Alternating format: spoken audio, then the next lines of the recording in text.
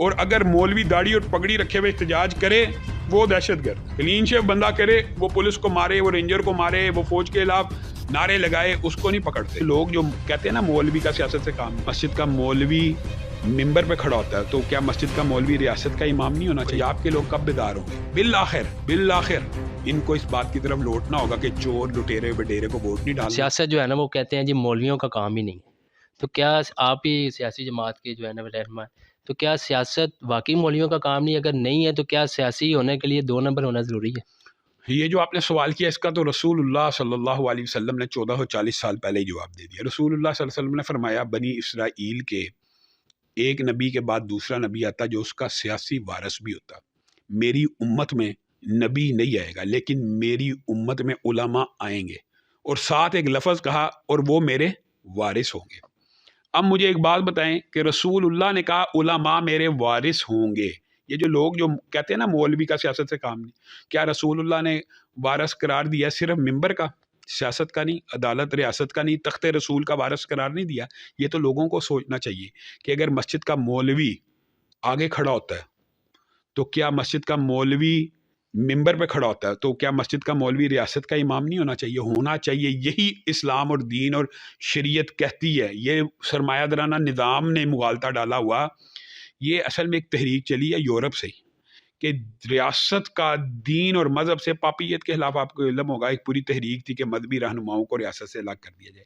یہ اسی تحریک کا بیانیہ چلتا آ رہا ہے کہ مولوی کو بھی ریاست سے بے دخل کر دیا جائے، پھر کون سیاست کرے؟ چور کرے، لٹیرا کرے، وڈیرا کرے۔ جب آپ کی قوم یہ چاہتی ہے کہ چور وڈیرا لٹیرا سیاست کرے تو پھر آپ ایمانداری کی توقع کیوں کرتے ہیں؟ تو آپ میں یہ، آپ کے اندر یہ جو آپ کا خیال ہے، یہ خیال باطل ہے، اس کو درست کرنے کی ضرورت ہے۔ آپ ہیں یا میں، جو بھی اگر تھوڑا سا بھی تھوڑا مولوی والا گیٹ اپ کر دے اس کو دہشت گرد قرار دے دیا جاتا۔ مولوی کا جو گیٹ اپ ہے نا، آپ یہ دیکھیں کہ 1440 برس گزر چکے ہیں، صرف رسول اللہ کے نظام کی بات نہیں میں کرتا، رسول اللہ کا حلیہ ہی ہے نا، داڑھی اور پگڑی۔ رسول اللہ کا حلیہ صرف اتنا باروب ہے کہ افغانستان کے مولوی نے پہننی ہو تو امریکہ میں لوگ بیٹھ کے کانپ رہے ہوتے ہیں۔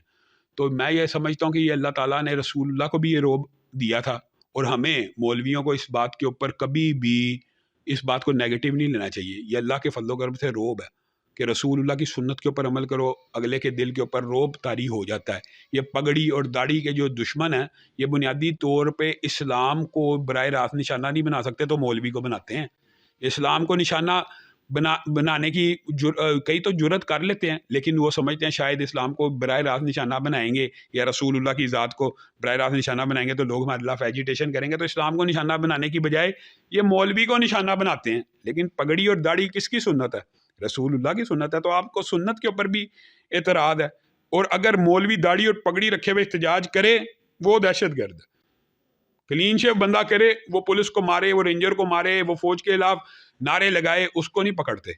مولوی ممبر کے اوپر بیٹھ کے چند جملے کہہ دے اس کو پکڑ لیتے ہیں۔ ملک پاکستان کا وزیر اعلیٰ ہو، وزیر اعظم ہو، اس کو یا تو خاتم النبیین لفظ نہیں پڑھنا آتا یا پھر دیکھ کے آیت یو میں نہیں پڑھنی آتی۔ کیا یہ اسلام کا ایک غلط چہرہ دکھایا جا رہا ہے یا کوئی پاکستان کے عوام کی یہ مذاق بنایا جا رہا ہے؟ میں یہ سمجھتا ہوں علماء کے ہاں تو یہ بات اجماعی ہے کہ جو اسلامی ریاست کا حاکم ہو اس کا علم کم از کم، جو کم از کم کی بات ہو رہی ہے، یہ ہو کہ وہ 5 وقت کی امامت کرا سکے۔ اب مجھے ایک بات بتائیں کہ آج 75 برس گزر گئے ہیں، کیا کوئی ایک ایسا آپ کی نظر میں وزیر اعظم صدر آ رہا ہے جو 5 وقت کی جماعت کرا سکتا ہو؟ چلو شاید ظہر اور عصر کی تو کرا سکتا ہو، فجر کی امامت کون کرا سکے گا؟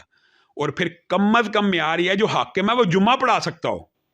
آپ مجھے بتائیں کہ کیا جمعہ پڑھانے والا آج تک کوئی حکمران آیا؟ تو یہ تو سراسر اسلام کے خلاف ہے۔ یہ باتیں اسلامی شکوں سے یہ باتیں متصادم ہیں۔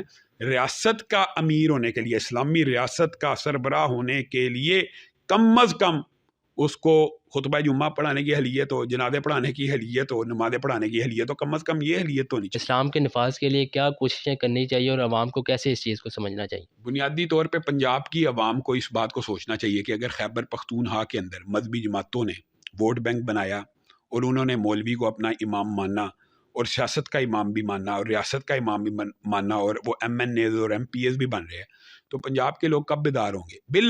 بالآخر ان کو اس بات کی طرف لوٹنا ہوگا کہ چور لٹیرے وڈیرے کو ووٹ نہیں ڈالنا، اسلام پسندوں کو، اسلامی جماعتوں کو ووٹ ڈالنا ہے، تب تبدیلی انشاءاللہ بہت جلد آ جائے گی۔